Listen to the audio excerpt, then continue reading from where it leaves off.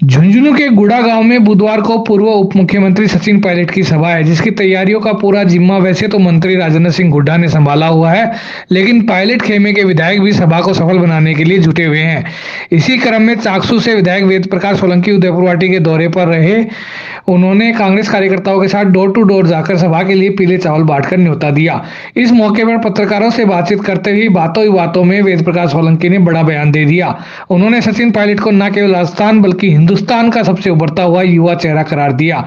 उन्होंने कहा कि आगामी चुनाव में सीएम फेस को लेकर स्पष्ट है, जिसको जनता पसंद करती है, जिसे राजस्थान के लोग चाहेंगे वही चेहरा होगा। उन्होंने कहा कि मुझे चाकसू की जनता ने सचिन पायलट का चेहरा देखकर विधायक बनाया था, इसलिए चेहरा एक ही होगा राजस्थान की धरा पर, जिसे राजस्थान की जनता पसंद करेगी। उन्होंने कहा कि चेहरे के मुताबिक ही चुनाव जीतकर विधायक आएंगे। इस मौके पर उन्होंने कहा कि हम सचिन पायलट के हाथ मजबूत करने के लिए किसान सम्मेलन कर रहे हैं। सभी जगहों पर उत्साह दिख रहा है। कांग्रेस चाहती है कि बजट से पहले किसानों के बीच जाकर उनकी समस्याएं सुने, ताकि उनके समाधान के प्रावधान बजट में शामिल हो सके। उन्होंने कहा कि पायलट अपने किसान महासभाओं में भी पेपर लीक और किसानों से जुड़े मुद्दे उठा रहे हैं। वो मुद्दे जो अभी तक सरकार से छूट गए हैं, लेकिन उन्हें आगामी दिनों में पूरा किया जाएगा।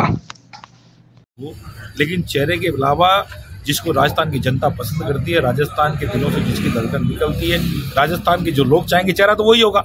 चेहरा कोई घोषित करने से नहीं होता। चेहरा राजस्थान की जो जनता चाहेगी वो चेहरा सामने आएगा। जनता ने अगर सचिन पायलट जी को चेहरा चाहा था, इसलिए मेरी क्षेत्र की जो जनता है, चाकसू की जनता है, उनका चेहरा देख के मुझे विधायक बनाया था, तो हम विधायक बन के आ गए। तो राजस्थान की जनता जिस तरह से जिसको चेहरे को चाहेगी उस हिसाब से विधायक जीत के आएंगे, वो सामने आ जाएंगे। चेहरा एक ही होगा, वही चेहरा आएगा राजस्थान की धरा के ऊपर, जिसको जनता पसंद करेगी, वही चेहरा आएगा सामने।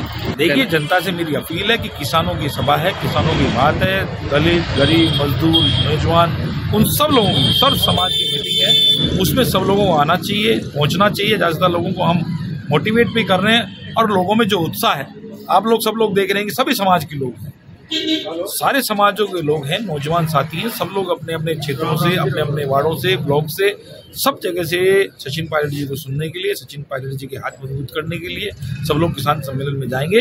यही अपील करने के लिए हम लोग। ये कल का सचिन पायलट जी का प्रोग्राम है, और राजस्थान के नहीं बल्कि हिंदुस्तान के उभरते हुए सबसे युवा नेता हैं, जो उनकी धड़कन है, युवाओं की, सभी समाज की पधारे हैं। तो हमारा दायित्व बनता है कि जहाँ हमारे नेता आ रहे हैं तो हम सबका फर्ज बनता है कि बूंद बूंद से जिस तरह से घड़ा बनता है कि हम जो सब समाज के लोग हैं, जो कांग्रेस के तमाम कार्यकर्ता हैं, उनको जागृत करने के लिए, वहाँ उनका प्रचार प्रसार करने के लिए कि सचिन पायलट जी की जो सभा है उसमें सब लोग पहुँचें, इसका आमंत्रण देने के लिए हम सब लोग गाँव-गाँव जा रहे हैं, और उनकी सभा को सफल बनाने के लिए हम सब लोग प्रयास कर रहे हैं। गाँव में लोगों की संख्या से मतलब नहीं है, हम चाहते हैं किसान, मजदूर हमारा जो तबका है वो सबके सब लोग रहें। और जिस तरह से कल पायलट साहब ने जो युवाओं की बात रखी है, चाहे पेपर लीक का मामला हो, चाहे किसानों की बिजली का मामला हो, तो जो ये मामले जो जनता से जुड़े हुए मामले थे, जो मुद्दे उन्होंने पिछले 5-6 साल पहले जब प्रदेश अध्यक्ष थे, जब उस समय किए थे, उन मुद्दों को भी वापस उन्होंने दोहराया है कि जो मुद्दे रह गए थे,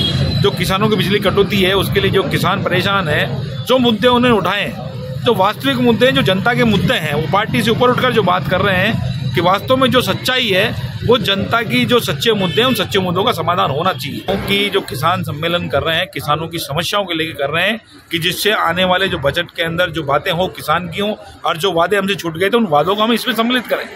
जो 10 दिन में किसानों का जो कर्जा माफ किया था, 10 दिन में किसानों को कर्जा माफ किया था, जो हमने हमारे जो सहकारी बैंक थे राजस्थान के, वो हमने कर्जा माफ करने का पूरा प्रयास किया भी है। जो केंद्र शासित जो सेंट्रल गवर्नमेंट के जो बैंक थे, उनमें कर्जा माफी का केंद्र सरकार ने कर्जा माफी का जो प्रावधान था वो नहीं किया।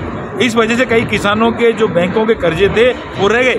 इस वजह से जो भारतीय जनता पार्टी के लोग अफवाह फैलाते रहते हैं बार बार के अंदर कि जो कर्जा माफी पूर्ण रूप से नहीं हुई, जबकि राजस्थान में जो बैंक थे, चाहे 2 लाख का हो, 3 लाख का हो, 4 लाख का हो, जी तो 5-5 लाख के तक के लोन जो माफ हुए थे लोगों के, और इस कर्जा माफी से किसानों को बहुत बड़ी राहत मिली थी।